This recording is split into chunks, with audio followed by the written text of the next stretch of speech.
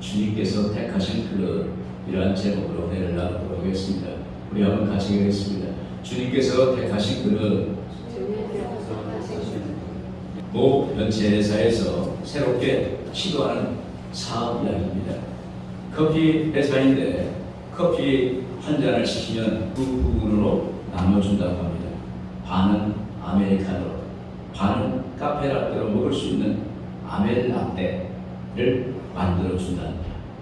아멜라떼는 아메리카노 플러스 카페라떼를 말하는 거예요. 이와 같이 비슷한 패턴이 있어요. 중국집에 가면 짬짜면이 있습니다. 한 번에 짜장면과 짬뽕을 같이 먹을 수 있는 유형입니다. 분야만 다를 뿐이지 타입은 똑같습니다. 인간은 한 번에 이것도 하고 저것도 하는 것을 좋아합니다. 그런 사람의 심리를 깨뚫는 그런 사업이라고 볼 수 있습니다. 이 세상에는 새로운 것이 없습니다. 이전의 것이 복고풍으로 돌아와서 새로운 유행을 만들기도 합니다. 그러므로 신앙적으로 생각하면 이전에 성경에 나타난 것이 오늘날도 우리에게 적용된다는 것입니다. 히브리서 13장 8절에 예수 그리스도는 어제나 오늘이나 영원토록 동일하십니다. 성경에 나타난 역사가 오늘 우리에게, 여러분들에게 다시 나타난다는 거예요. 하나님의 역사가 나타난다는 것입니다. 하나님의 기적이 일어난다는 것입니다. 오늘 본 말씀은 하나님의 사울이라는 유대교 청년 지도자를 하나님의 자녀로 삼는 이야기예요. 그 결과 사울 청년은 하나님의 사랑에 감격해서 하나님의 복음을 전하는 이방인의 사도가 되고 복음 전도자 사도 바울이 된 것입니다. 사울은 다메섹으로 가던 도중에 부활하신 주님을 만나서 직결하는 곳에 유다의 집에서 식을 전폐하고 기도하고 있을 때 주님은 아나니아에게 환상 중에 나타나셔서 아나니아에게 말합니다. 사울이라는 청년이 직결하는 유다의 집에서 식을 전폐하고 기도하고 그를 찾아가서 안수기도 해줘. 그리고 그를 눈을 뜨게 하라 말씀을 하셨습니다. 그래서 아나니아는 사울을 찾아가서 안수 기도함에 눈이 떠지고 성령 충만받고 하나님의 택한 그릇이 된 것입니다. 여기서 그릇이라는 것은 그 사람의 됨됨이를 말합니다. 그릇이라는 것은 도구를 표현하고 있어요. 하나님이 쓰시는 그릇. 그래서 하나님께 쓰임받는 사람이라는 것을 말합니다. 여러분 모두 하나님이 택하신 자녀입니다. 우리는 하나님이 택하신 자녀예요. 하나님께서 우리를 구원하시려고 예수 그리스도를 십자가에 매달리시고 몸짓고 피를 흘리셔서 그 피값으로 우리를 구원해 주시고 하나님의 자녀로 삼으셨어요. 하나님이 택하시지 않으면 우리는 살아갈 수 없는 존재입니다. 그래서 오늘 예배가 하나님이 택하셨기 때문에 오늘 이 자리에 온 거예요. 할렐루야. 오늘 택하신 걸 감사하기를 주의 이름으로 축원을 드립니다. 오늘 이 말씀을 중심으로 주님께서 택하신 그릇이라는 말씀을 묵상하겠습니다. 먼저 주님의 택하신 그릇은 하나님의 개입이 있는 것입니다. 10절에 같이 보겠습니다. 그때 다메섹에 아나니아라는 제가 있더니 주께서 환상 중에 불러 이르시되 아나니아야 하시거늘 대답하되 주여 내가 여기 있나이다 하니. 여기서 하나님이 아나니아에게 환상으로 나타나셔서 아나니아의 삶에 개입하십니다. 그리고 바로 직전에 하나님은 다메섹 도상에서 사울이라는 유대교 청년 지도자에게 개입하셨어요. 그 연장선상에서 아나니아의 삶에도 개입한 것입니다. 여러분, 하나님의 개입은 다른 말로 말하면 하나님의 관심이요 하나님의 사랑입니다. 이 사건 이전에 사울은 유대교 청년 지도자로서 다메섹으로 가서 그곳에 예수 교회와 성도들을 박해하고 전멸하려고 가는 도중에 호련히 하늘로부터 빛이 둘러칠 때 거기서 쓰러졌습니다. 소리가 났습니다. 그 소리가 사울아 사울아 내가 어찌하여 나를 박해하느냐. 주여 무시오니까 나는 내가 박해하는 예수다. 여기서 사울이라는 청년은 부활하신 예수님을 만나게 됩니다. 바로 주님이 하나님의 빛과 음성으로 사울의 삶에 개입하신 거예요. 그때 사울은 사흘 동안 보지도 못하고 식음을 전폐할 수밖에 없었습니다. 동시에 주님이 아나니아에게 환상 가운데 나타나셔서 다메섹에 직가라 하는 거리에 유다의 집에서 5사람이 사울이라는 사람을 찾아 그가 기도하는 중이다. 그리고 그가 자기에게 아나니아라는 사람이 들어와서 자기에게 안수하는 것을 다시 보게 하는 것을 보았느니라 이렇게 하나님이 말씀하십니다. 여기서 동시에 아나니아에게도 나타나시고 사울에게도 환상 가운데 나타나셨다는 것을 볼 수가 있는 것입니다. 사실 여기 아나니아는 사도도 아니고 일곱 집사도 아닙니다. 평신도입니다. 그는 기도의 사람, 신실한 사람, 성령 충만한 사람이었습니다. 그런데 이 아나니아가 깜짝 놀랄 정도로 신비한 환상을 본 것입니다. 이 신비한 환상은 그냥 환상 중에 주님이 그에게 다가오셔서 하나님의 계시를 준 거예요. 그리고 주님은 아나니아에게 사울이라는 청년이 유다 집에 있다고 구체적으로 지목해서 말씀하시고 있는 것입니다. 여러분, 환상 중에 오셔서 그에게 삶에 개입하시고 역사하신 것입니다. 여러분, 여기 아나니아와 사울이라는 청년에게 동시에 환상이라는 신비한 현상으로 나타나신 것은 하나님께서 뜻이 있다는 거예요. 하나님의 계획이 있다는 거예요. 하나님의 말씀이 있다는 것입니다. 하나님의 계시를 말씀하고 있는 것입니다.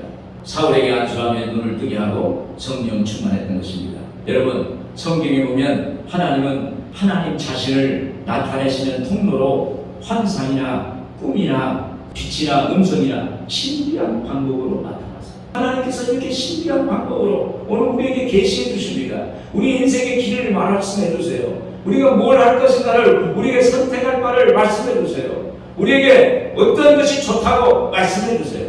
저는 2달 전에 교회에서 주일을 준비하기 위해서 토요일부터 교회에서 잤습니다. 근데 주일 새벽에 1시에 꿈을 꾸었는데 우리 교회가 성전이 이전된 곳에서 이영훈 강의장님 모시고 예배드리는 그 환상을 봤습니다. 제가 거기서 우리 교회 이제 이전됐구나, 성도님들이 많이 부흥됐구나, 그러면서 제가 환호를 했어요. 하나님 감사합니다. 바로 눈을 탁 뜨니까 꿈이었어요. 그때가 주일날 새벽 1시. 그래서 그 순간에 제가 무릎을 꿇고 하나님께 감사의 기도를 했습니다. 하나님 감사합니다. 하나님이 이렇게 꿈을 통해서, 환상을 통해서, 확신을 통해서 우리에게 말씀해 주세요. 그런데 2달 전에 그 꿈이 오늘 이루어졌어요. 할렐루야. 하나님은 이렇게 하나님의 신비한 방법, 꿈이나 환상이나 확신을 통해서 우리에게 말씀해 주시는 것입니다. 사도행전 10장에서 로마 정부군 이탈리아대 백부장 고넬료가 제9시 오후 3시에 기도하는데 환상 중에 주의 사자가 그에게 나타났습니다. 고넬료야, 주여 무슨 일입니까? 내 기도와 구제가 하나님 앞에 상달되어 기억하신 바 되었느니라. 하나님의 사자가 내 기도와 구제가 하나님 앞에 상달되었고 기억한 바가 되었다고 말씀하시는 거예요. 그리고 요파에 사람을 보내서 베드로 사도를 청해내라 이렇게 말씀하십니다. 여기서 고넬료 이방인 백부장에게 환상으로 그의 삶에 하나님이 개입하신 거예요. 동시에 베드로가 제6시 낮 12시의 기도 시간에 환상 중에 큰 보자기가 하늘에서 내려오는 것을 봤습니다. 그 큰 보자기 안에는 각종 네발 가진 짐승과 기름덕과 공중에 나는 새들이 있었습니다. 이것은 유대인들이 부정하다고 여기는 짐승이었어요. 이방인을 상징합니다. 베드로는 먹을 수 없는 거예요. 그런데 하나님이 음성으로 들려준 거예요. 베드로야, 그 속에 있는 짐승을 잡아 먹어라. 그러니까 아닙니다. 이것은 깨끗하지 않으니 먹을 수가 없습니다. 그때 주님이 이렇게 말합니다. 내가 깨끗하다고 한 것을 네가 속되다고 하지 말라. 하나님이 깨끗하다는 것은 네가 속되다, 때묻었다, 더럽다, 추접하다 이렇게 말하지 말라는 거예요. 오늘 여러분, 하나님이 깨끗하다 하면 깨끗한 줄로 믿습니다. 하나님이 깨끗하다고 깨끗한 거예요. 하나님이 너는 잘된다 하면 잘 되는 거예요. 하나님이 너는 치료받았다 하면 치료받은 거예요. 하나님이 오늘 우리에게 너는 응답 받았다 하면 응답이 온 거예요. 그래서 베드로가 그것을 받아들입니다. 하나님께 수용했을 때 바로 문 밖에서 고넬료가 보낸 사람이 온 거예요. 그때 이방인이 오는 것을 보고 하나님이 미리 환상을 통해서 계시해 주셨구나, 말씀해 주셨다는 사실을 알게 되는 것입니다. 그리고 베드로가 고넬료의 집으로 출발했습니다. 그리고 그 집에 복음을 전했고 베드로가 말씀을 전할 때 성령이 그 자리에 있는 거예요. 그때 베드로가 그럽니다. 하나님이 이방인들에게도 복음을 주셨구나. 할렐루야. 그래서 고넬료의 집에 선교의 문이 되는 역사가 있게 된 것입니다. 여러분, 사울이라는 이름도 유대인들 중에 이름 중에 흔한 이름입니다. 아나니아 이름은 야인은 은혜로우시다라는 뜻입니다. 아나니아 이름도 유대 사이에 흔한 이름입니다. 사도행전 5장에도 아나니아 삽비라 부부가 나오는데 여기 아나니아 이름은 유대 사이에 아주 흔한 이름입니다. 성령의 감동과 계시를 받아 적은 사람들을 보면 모세같이 물속에 빠져 죽었다가 구원받은 사람도 있고 다윗같이 목동이었던 사람도 있고 정치인이 있고 농부가 있고 어부가 있고 군인들이 있고 다양한 사람들이 기록한 것이 성경이에요. 하나님은 보통 사람을 통해서 하나님이 특별한 그릇으로 만드신다는 거예요. 할렐루야. 오늘 여러분 우리도 하나님이 택하시고 하나님 자녀 삼아주셨으니 하나님이 택하신 사람은 하나님이 특별하게 세워주실 줄로 믿습니다. 여러분 하나님이 여러분의 인생에 개입할 때 어떨까요? 놀라운 역사가 일어날 것입니다. 정말 기적 같은 일이 일어날 거예요. 희한한 일이 일어날 거예요. 우리가 상상치 못하는 일이 일어날 거예요. 그것을 오늘 말씀해 주시는 거예요. 하나님이 개입하시면 우리의 인생이 달라진다. 삶의 결과가 달라진다. 라는 것을 우리에게 말씀하고 있는 것입니다. 그리고 여기에 성경에 나타난 인물들을 말씀하시는 것은 우리에게 모델로 제시하는 거예요. 저들을 닮아라. 아브라함을 닮아라. 이삭을 닮아라. 야곱을 닮아라. 요셉을 닮아라. 모세를 닮아라. 다윗을 닮아라. 베드로를 닮아라. 바울을 닮아라고 오늘 우리에게 모델을 우리에게 제시한 것입니다. 이 말씀 속에는 뭐냐면 우리도 될 수 있다. 우리도 할 수 있다. 우리도 선택받을 수 있다. 우리도 하나님의 자녀로서 이 땅에서 누리고 살 수 있다. 모든 영역에서 정치, 경제, 사회, 군사, 문화 모든 영역에서 하나님께서 우리의 삶에 개입하시면 선택받은 사람이 되어서 하나님께 쓰임받을 수 있다 라는 것을 오늘 우리에게 말씀해 주시는 것입니다. 오늘 여러분들에게 하나님의 택하신 복이 있기를 주의 이름으로 축원을 드립니다. 그리고 하나님께서 택하신 것은 순종의 사람을 통해서 일하십니다. 15절 우리 한번 같이 보겠습니다.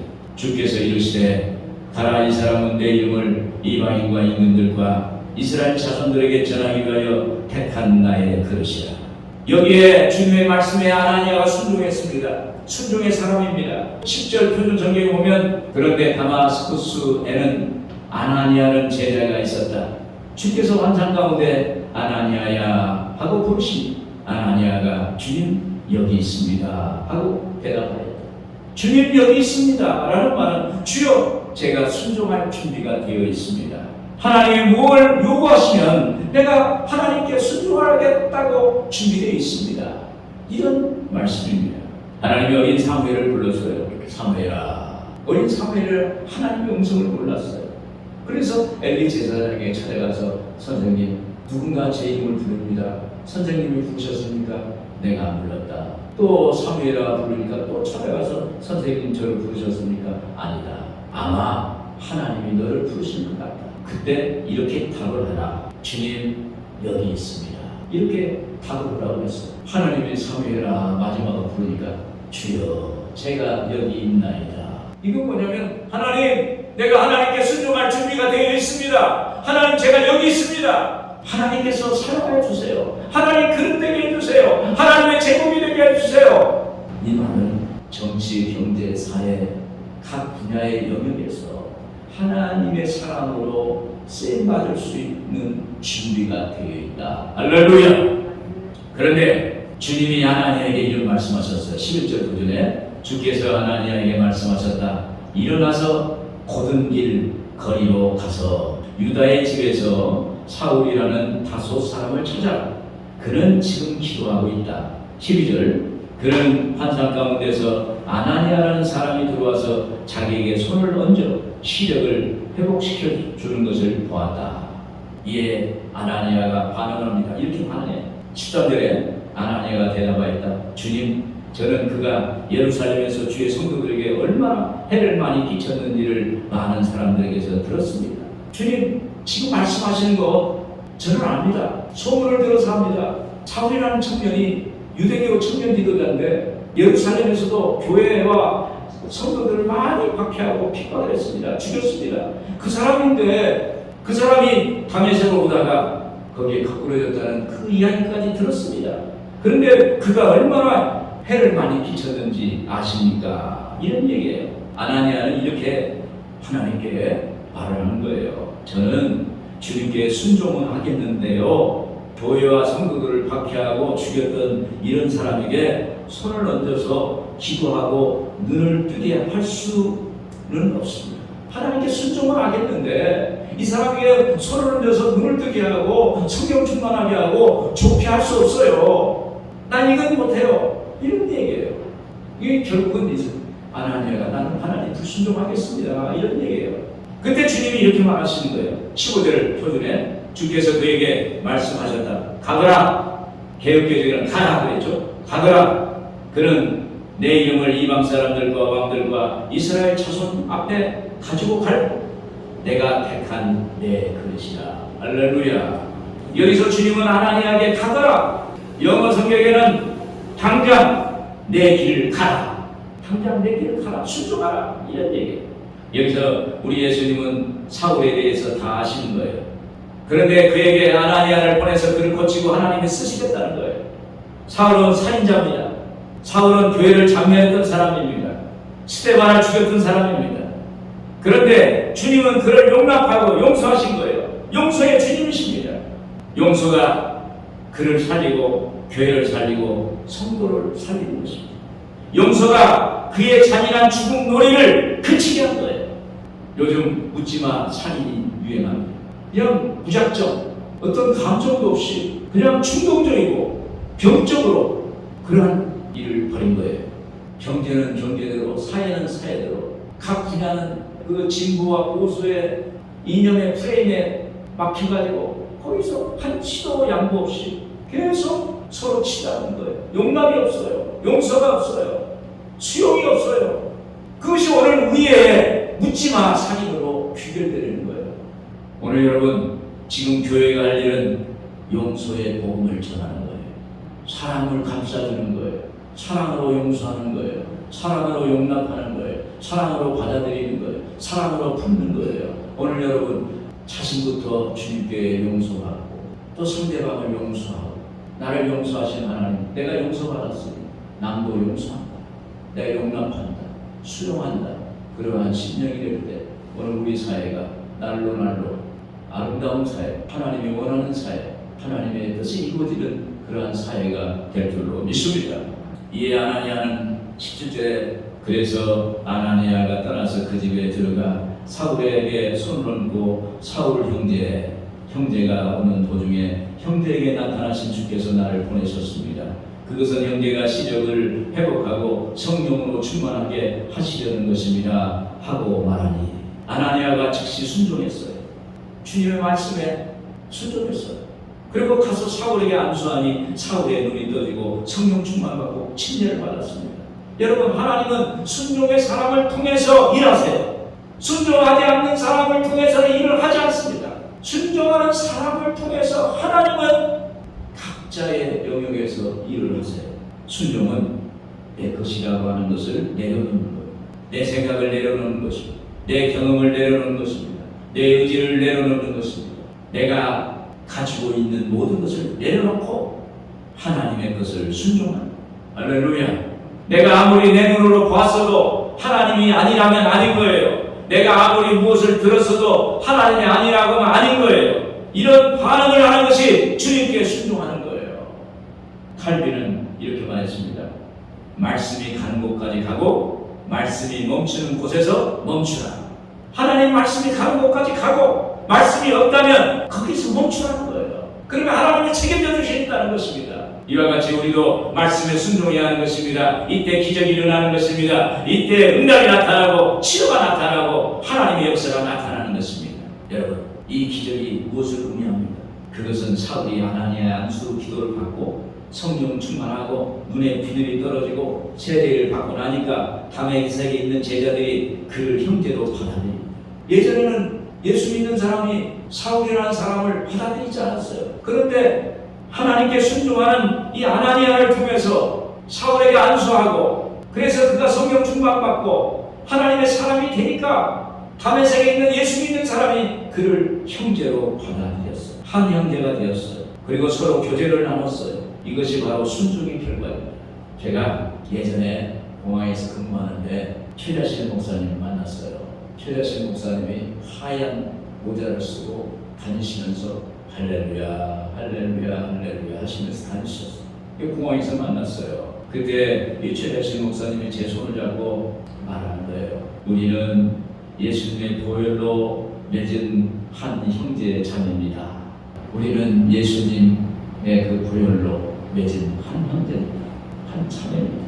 이런 얘기. 그때 그래서 이해가 잘 안 됐어요. 그런데 제가 용인에 내가 교회를 지면서 깨달았어요.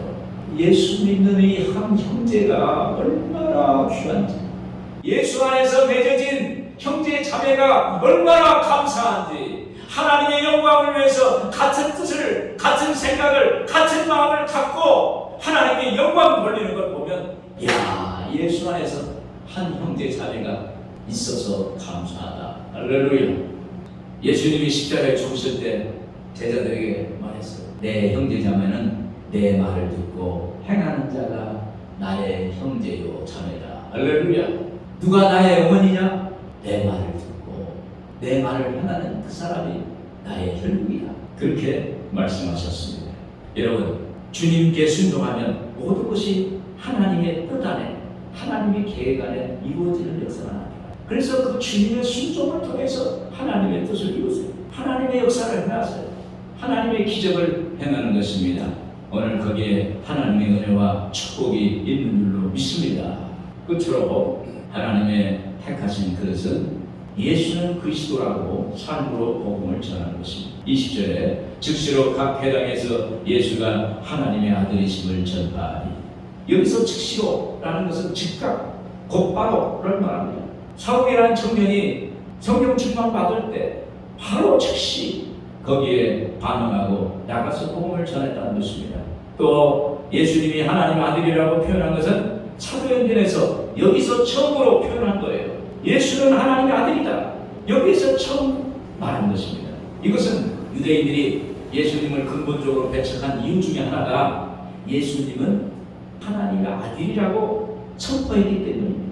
결국 이 말 때문에 예수님이 신성모독죄로 십자가에 못 박히셨어요. 그런데 그러한 위협적인 환경과 상황에서도 여기에 사울은 예수는 하나님의 아들이라고 고백하고 선포한 것입니다. 베드로도 이전에 이런 고백을 했어요. 주는 그리스도시요 살아계신 하나님의 아들이십니다. 여기에 바울이 하나님의 말씀을 즉시로 전파할 수 있었던 것은 그에게 하나님의 성령이 함께 하셨기 때문이에요. 성령이 감동이 된 거예요. 그러자 성령이 예수님을 조명합니다. 예수님이 우리를 위해서 십자가에 죽으시고 그 피값으로 우리를 구원해 주셨다. 그리고 예수님이 부활하심을 통해서 하나님의 자녀로 우리를 의롭게 만들어 주셨다는 것을 조명해 주시는 거예요.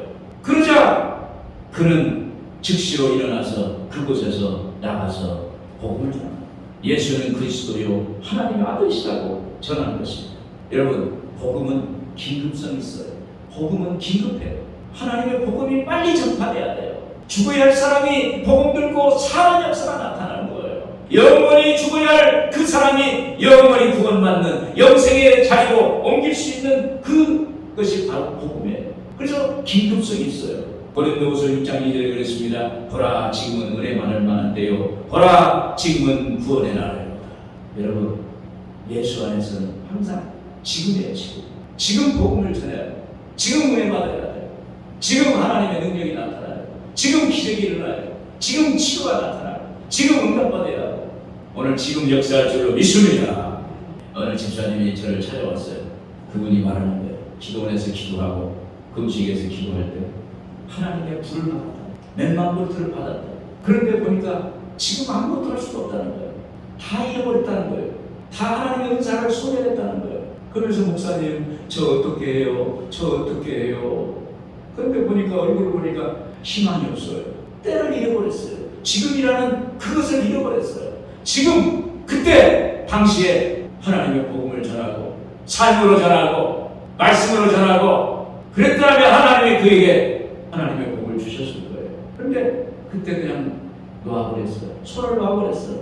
그러니까 그에게는 아무런 능력이 없고 아무런 힘이 없고 삶의 희망도 잃어버렸어요. 그걸 보고 복음은 즉각 반응해야 된다. 할렐루야. 제가 남대문에 삼위패션 타운에서 복음을 전하고 전도했어요. 제가 집집마다 다니면서 기도를 할 때 어떤 손님들이 막 오고 이 목사가 기도하면 어떤 손님도 온다. 그런 소문이 났어요. 그러면서 야, 예수 믿으면 저런 역사가 일어난다. 제가 가면 기도 받으려고 나오고, 그래서 그러면 계단에서 월화수목금토 거기서 예배를 드리니까 층층별로 예배를 드리니까 나오시고. 그런데 어느 집에 정 집사님이라는 집에 갔어요. 그 집사님이 가게도 안 되고 믿음도 떨어지고, 그래서 이제 가게도 접고 이제 떠나려고 하는 차에 제가 그 집에 가서 기도를 해주고 예수를 믿고 같이 예배드리자고 그랬어요. 같이 예배드리고 복음에 대해서 설명하고 기도해드렸어요. 그랬더니 그분이 조금씩 살아나는 거예요. 여러분, 믿음이 살아나면 환경이 달라져요. 믿음이 살아나면 성공하는 역사가 나타나요. 믿음이 살아나면 활력이 생겨요. 그래, 활력이 생기고 믿음이 생기고 그 집에 장사가 너무 잘 돼요. 그래서 떠나려다가 그 자리에서 살아나는 것을 내가 봤어요. 여러분, 복음이라는 것은 지금 전해야 돼요. 오늘 우리 교회도 이곳에 이전해 왔으니 이번 주부터 복음을 전할 거예요. 복음은 긴급성이에요. 119예요. 빨리 찾아가야 돼요. 늦게 찾아가면 죽어요. 망합니다. 어렵습니다. 불가능한 상황이 올 수도 있어요. 그래서 찾아가야 되는 거예요. 그런데 여기에 사울은 달랐습니다. 즉시 복음을 전했어요. 21절에 듣는 사람이 다 놀라 말하되 이 사람이 예루살렘에서 이 이름을 부르는 사람을 멸하던 자가 아니냐, 여기 온 것도 그들을 결박하여 대제사장들에 끌어가고자 함이 아니냐 하더라. 여기서 사울은 예수님을 믿는 사람을 박해했고 다메섹까지 와서 그들을 잡으려고 했던 사람이 아니냐 하는 것입니다. 이것은 믿기 이전의 사울과 믿음 후의 사울이 다르다는 것을 보여주는 것입니다. 22절에 보시면 그러나 사울은 더욱더 능력을 얻어서 예수가 그리스도심을 증언하면서 다마스쿠스에 사는 유대 사람들은 당황하였더라. 사울은 더욱 힘을 얻었고 그 능력으로 예수님을 증언했습니다. 여러분, 이런 역사는 세상적인 지식으로는 설명이 안 돼요. 오직 성령의 감동으로만 되는 역사가 나타나게 되는 것입니다. 여러분, 성령 받고 나면 예전에 나와 이후에 사람이 다른 거예요. 그래서 나는 하나님의 자녀라는 확신합니다. 나는 하나님의 사랑과 관심받고 있다. 나는 예수 안에서 잘 된다. 나는 예수 안에서 병고침 받았다. 이런 생각이 우리에게 다가오는 것입니다. 결론적으로 하나님의 택하신 그릇이 되는 것은 전적인 하나님의 계획이 있어야 돼요. 그걸 소망해야 돼요. 하나님 나의 꿈을 통해서, 환상을 통해서, 하나님의 말씀을 통해서, 확신을 통해서 저에게 역사해 주세요. 그리고 하나님께 순종하는 거예요. 여러분, 하나님은 우리에게 순종하도록 지어줬어요. 그래서 하나님께 순종하는 것입니다. 그리고 나의 삶을 통해서 복음을 전하는 거예요. 내가 경험한 예수님, 내가 받은 복을 밝혀서 전하는 것입니다. 오늘 예수 그리스도는 하나님의 아들이십니다 라고 전하는 것입니다. 오늘 여러분, 이러한 하나님께 택하신 그릇이 모두 되기를 주의 이름으로 축원을 드립니다. 기도하겠습니다.